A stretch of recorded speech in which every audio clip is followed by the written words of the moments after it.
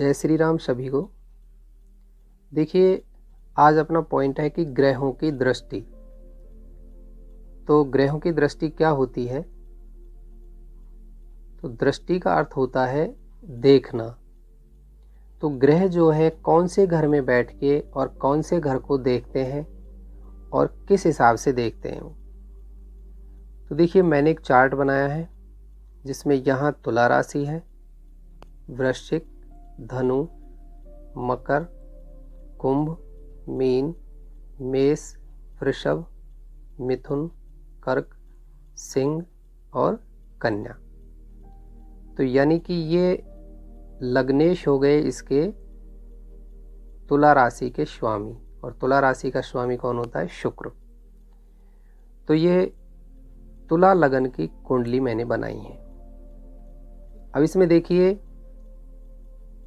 कि सभी ग्रहों की दृष्टि जो है वो 4 प्रकार की होती है, यानी 1 चरण, 2 चरण, 3 चरण और संपूर्ण रूप से वो कहाँ कहाँ देखते हैं। अब जैसे सूर्य है, ग्रह लिख लेते हैं। जैसे सूर्य हो गया आपका, चंद्रमा हो गए, मंगल ग्रह हो गए, बुध हो गए, गुरु, शुक्र, शनि, राहु और केतु। ये आपके 9 ग्रह होते हैं। अब 1 चरण की दृष्टि से ये कौन कौन से घरों को देखते हैं? तो सूर्य जहां बैठता है वहां से 3रा घर और 10वां घर, और 2 चरण की दृष्टि से कहां कहां देखेगा? ये 5वां घर और 9वां घर, और 3 चरण की दृष्टि होगी इसकी 4था घर और 8वां घर, और संपूर्ण दृष्टि होगी इसकी 7वें घर पर। अब देखिए चंद्रमा की भी 3, 10, 2 चरण हो गई 5, 9, 3 चरण हो गई 4, 8 और संपूर्ण दृष्टि हो गई 7वें घर पर। मंगल की भी 1 चरण 3, 10, 2 चरण हो गई आपके 5, 9, 3 चरण हो गई 4, 8, और मंगल की जो संपूर्ण दृष्टि और होती है वो होती है 4, 7 और 8। यानी कि जो 3 चरण वाली ये है, ये उसकी संपूर्ण दृष्टि में ही आती है। 3 चरण वाली चौथी और 8वें घर की दृष्टि उसके संपूर्ण दृष्टि में ही गिना जाता है इसको। बुध हो गए, 1 चरण की हो गई वही 3रे घर और 10वें घर पर, 2 चरण की हो गई 5वें घर और 9वें घर पर, 3 चरण की दृष्टि हो गई 4थे 8वें, और संपूर्ण दृष्टि होती है इसकी 7वीं। गुरु की 1 चरण की 3रे 10वें घर, 2 चरण की 5वें 9वें, 3 चरण की 4, 8। अब इसकी संपूर्ण दृष्टि जो 2 चरण वाली दृष्टि है इसमें से 5 है, तो 5, 7 और 9, यानी कि 2 चरण वाली जो 5वीं और 9वीं दृष्टि है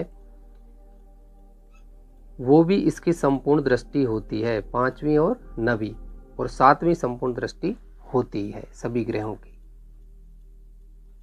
इसी प्रकार शुक्र की 1 चरण की दृष्टि हो गई 3, 10, 2 चरण हो गई 5, 9, 3 चरण की हो गई 4, 8 और संपूर्ण दृष्टि हो गई 7वीं। शनि की 1 चरण 3, 10, 2 चरण 5, 9, 3 चरण 4, 8।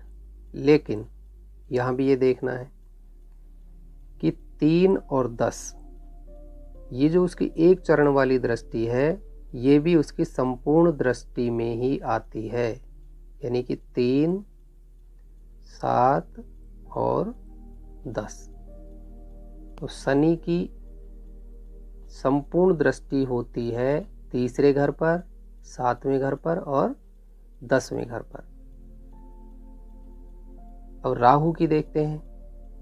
तो राहु की 3 10, 5 9, 4 8 और इनकी भी संपूर्ण दृष्टि होती है 5 7 और 9वें घर पर। यानी कि 5 और 9 जो दो चरण वाली दृष्टि होती है वो इनकी संपूर्ण दृष्टि भी होती है। जैसे गुरु की है ये 2 चरण वाली 5 9, तो 5 9 और 7। इसी तरीके से राहु और केतु दोनों की दृष्टि होती है। केतु की हो गई 3 10, 5 9, 4 8। इसकी भी संपूर्ण दृष्टि होती है 5 7 और 9वें घर पर। यानी कि 2 चरण वाली दृष्टि भी संपूर्ण ही होती है। तो अब देखिए, एक तो मंगल की 3 चरण वाली दृष्टि संपूर्ण होती है, तो इसलिए संपूर्ण में आ गई उसकी 4 7 8। और गुरु की 2 चरण वाली तो 5 7 9 ये संपूर्ण में होती है। शनि की 1 चरण वाली भी संपूर्ण होती है, 3 10 वाली, 3 7 10। ऐसे ही राहु और केतु इनके भी 2 चरण वाली दृष्टियां भी संपूर्ण होती हैं। यानी कि 5 7 9, 5 7 9। तो गुरु 5 7 9 और राहु केतु 5 7। और मंगल की संपूर्ण 4 7 8 और शनि की हो गई 3 7 10। और सभी ग्रहों की जो 7वीं दृष्टि होती है, 7वीं दृष्टि सभी ग्रहों की संपूर्ण दृष्टि होती है। ये देख लीजिए आप। अब देखिए, जैसे आपके सूर्य यहां बैठे हैं जन्म कुंडली में पहले घर में, तो इसकी दृष्टि कितनी होती है? संपूर्ण दृष्टि तो 7वीं है और एक चरण की दृष्टि 3 10। यानी कि 1 2 3, ये तो एक चरण से देखता है यहाँ। और 1 2 3 4 5 6 7 8 और 9, यानी कि 5 और 9 यहाँ पर 2 चरण से देखता है। अब मैं आपको चरण का मतलब भी बताऊंगा। 3 चरण, चौथी 8वीं, 1 2 3 4 यहाँ, 5 6 7 8 यहाँ। इन 2 भावों को ये 3 चरण से देखता है। तब 1 चरण और 2 3 और संपूर्ण दृष्टि। तो इसकी संपूर्ण दृष्टि कहाँ पड़ रही है? 7वें घर पर। यानी कि 1 2 3 4 5 6 और 7। यानी कि सूर्य की संपूर्ण दृष्टि 7वें घर पर पड़ रही है। तो इनमें जो सबसे महत्वपूर्ण जो दृष्टि होती है वो संपूर्ण दृष्टि ही होती है, जहां वो पूर्ण रूपेण अपना प्रभाव सभी ग्रह दिखाते हैं। अब देखिए, एक चरण दृष्टि है, ये फल कैसा देगी? तो ये जो है आपको 25% रिजल्ट देती है। 2 चरण है ये 50%, 3 चरण वाली 75%, और जो संपूर्ण दृष्टियां हैं वो 100% रिजल्ट देती हैं, अपना फल देते हैं सभी ग्रह। तो संपूर्ण दृष्टियों को ही देखते हैं अपन इसमें चार्ट में, सभी ग्रहों की संपूर्ण दृष्टियों के बारे में। तो सूर्य की संपूर्ण दृष्टि हो गई 7वें घर पर।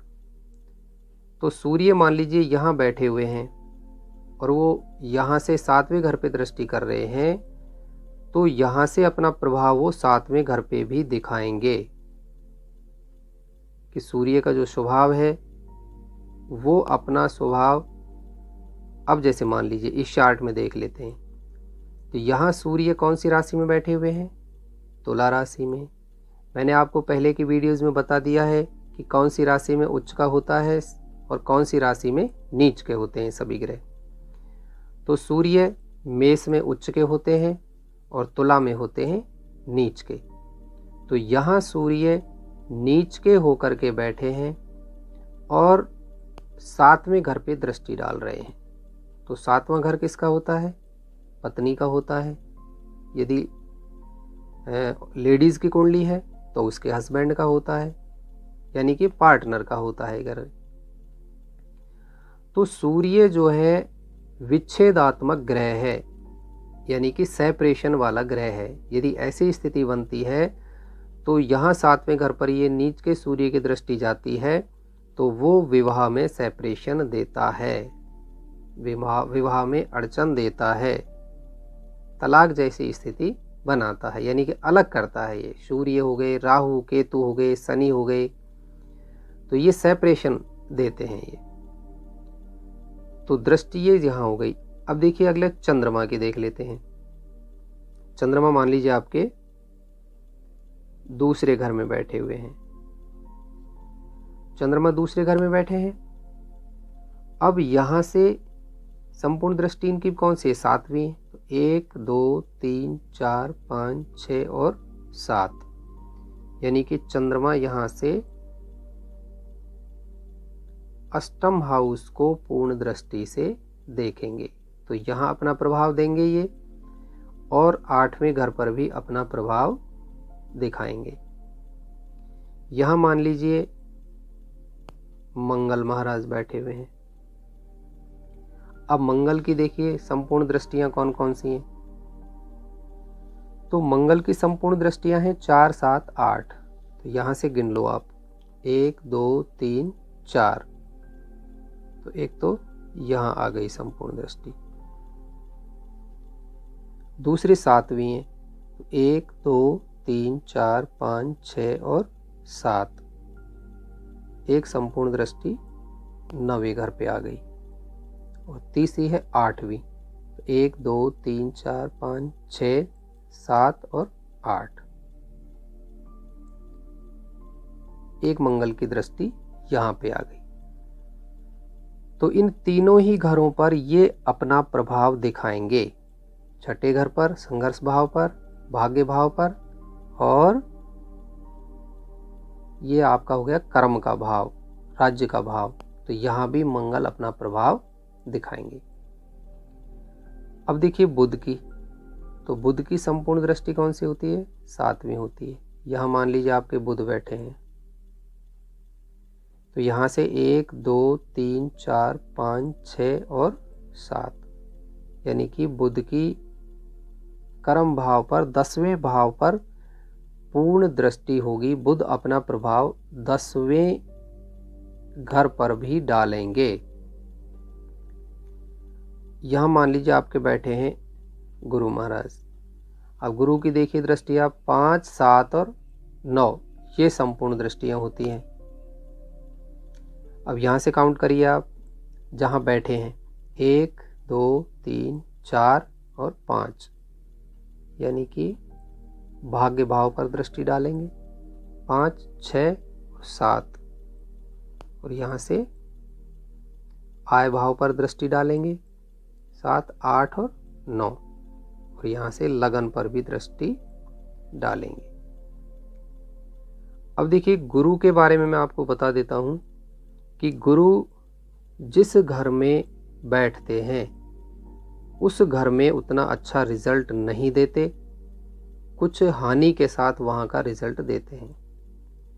बाकी जिन घरों पर ये दृष्टि डालते हैं, जिन घरों को ये देखते हैं, वहाँ का रिजल्ट बहुत अच्छा देते हैं, शुभ करते हैं वहाँ पर ये। अब जैसे मान लीजिए गुरु यहाँ से भाग्य भाव को देख रहे हैं, तो भाग्य भाव को देखने के कारण इस जातक का भाग्य बहुत अच्छा होगा, भाग्य उसका साथ देगा, क्योंकि गुरु की दृष्टि भाग्य भाव पर पड़ रही है।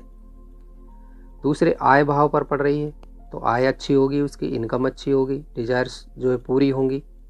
और लगन पर पड़ रही है, तो लगन पर दृष्टि गुरु की पड़ने से व्यक्ति का स्वास्थ्य, उसका शरीर, रंग, रूप, गुण चरित्र, ये सब उसका जो है व्यक्ति का अच्छा रहेगा। और यहाँ संतान विद्या बुद्धि भाव में बैठे हैं तो यहाँ कुछ कमजोरी के साथ फल देते हैं। अब देखिए गुरु के बाद हो गया आपके शुक्र। अब शुक्र मान लीजिए आपके यहाँ बैठे हुए हैं छठे भाव, तो छठे भाव से शुक्र कौन से भाव को देखेंगे पूर्ण दृष्टि से? 7वें भाव को। तो 1 2 3 4 5 6 और 7, यानी शुक्र यहाँ से व्यय भाव को, खर्च भाव को, एक्सपेंसेस भाव को पूर्ण दृष्टि से देखेंगे। तो शुक्र अपना प्रभाव इस घर पर भी दिखाएंगे। शनि देखिए, शनि मान लीजिए आपके बैठे हैं 7वें घर में। शनि की पूर्ण दृष्टि होती है 3 7 और 10। तो यहां से काउंट करिए आप शनि से 1 2 3, यानी कि भाग्य भाव पे दृष्टि आ गई। 3 4 5 6 और 7, एक लगन पे भी दृष्टि पड़ रही है, और 7 8 9 और 10 भी होती है एक दृष्टि।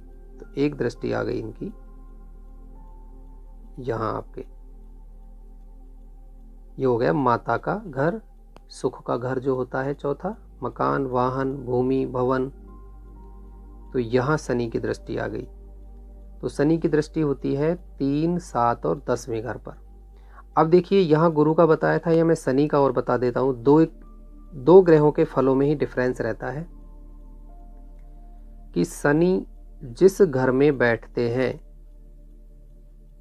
उससे ज्यादा नुकसान ये जहां दृष्टि डालते हैं वहां पर करते हैं, वहां डिस्ट्रॉयड करते हैं। जैसे अब यहाँ बैठे हैं ये 7वें घर में, तो यहाँ इतनी हानि ये नहीं करेंगे। बाकी यहाँ से भाग्य भाव को देख रहे हैं तो भाग्य भाव यानी कि व्यक्ति के भाग्य में कमजोरी प्रदान करेंगे, उसमें मंदापन देंगे, क्योंकि सबसे जो स्लो ग्रह है वो शनि ग्रह है। तो शनि का अर्थ ही सनह सनह है, यानी धीरे धीरे। तो ये मंद गति से कार्य करता है। इससे शनि से जो जातक प्रभावित होता है वो मंद गति का जातक होता है, लेकिन कर्मशील होता है, कर्म का कारक होता है शनि ग्रह। तो मेरे कहने का तात्पर्य मैं समझाना चाह रहा हूँ कि शनि जहाँ बैठते हैं वहाँ इतना नुकसान नहीं करते, लेकिन जहाँ दृष्टि डालते हैं उस घर पे ज़्यादा नुकसान करते हैं। और गुरु ग्रह जिस घर में बैठते हैं वहाँ नुकसान दिखाते हैं, और जिन घरों पे दृष्टि डालते हैं वहाँ शुभ करते हैं। अब देखते हैं राहु का। राहु मान लीजिए आपके 10वें भाव में बैठे हैं, तो यहाँ से 5 7 9, तो 1 2 3 4 और 5। एक तो राहु आपके धन भाव पे दृष्टि डालेंगे, दूसरा घर हो गया धन भाव का। 1 2 3 4 5 6 और 7, एक दृष्टि डालेंगे चौथे भाव पर, और 8 और 9, और एक दृष्टि डालेंगे छठे भाव पर। ये इनकी हो गई 9वीं दृष्टि। अब देखते हैं केतु की। तो यहां मान लीजिए आपके बैठे हैं केतु महाराज 12वें भाव में। तो यहां से अब केतु की दृष्टि देखिए कौन कौन सी होती है, 5 7 और 9। तो यहां से आपके 1 2 3 4 और 5, यानी कि केतु चौथे भाव पे दृष्टि डालेंगे, 5 6 और 7। एक दृष्टि डालेंगे छठे भाव पर, और 8 और 9, एक दृष्टि डालेंगे आपके अष्टम भाव पर। तो ये केतु की तीनों दृष्टियां हो गई, 1 2 3 4 5, यानी चौथे घर पे 5 6 7, एक आ गई है छठे घर पे 8 और 9, एक आ गई आपके 8वें घर पे। तो इस तरीके से आपने देखा कि कौन सा ग्रह किस घर में बैठ के और कौन सी दृष्टि से देखता है और कैसे वो फल देता है। तो सभी ग्रहों की संपूर्ण दृष्टि ये बताई हैं, जो संपूर्ण दृष्टि होती है वो 100% रिजल्ट देने वाली होती है। तो ये देखा आपने कि ग्रहों की दृष्टि और उनके फल, यानी वो कैसे फल देते हैं। और यदि यह वीडियो आपको उपयोगी लगा हो तो इस वीडियो को लाइक करें, शेयर करें और मेरे चैनल श्री राम एस्ट्रो गुरु को सब्सक्राइब करें और बेल बटन को ज़रूर दबाएं ताकि जो भी न्यू वीडियो अपलोड करें उसका नोटिफिकेशन आपको तुरंत मिल जाए। सभी को बहुत बहुत धन्यवाद। जय श्री राम।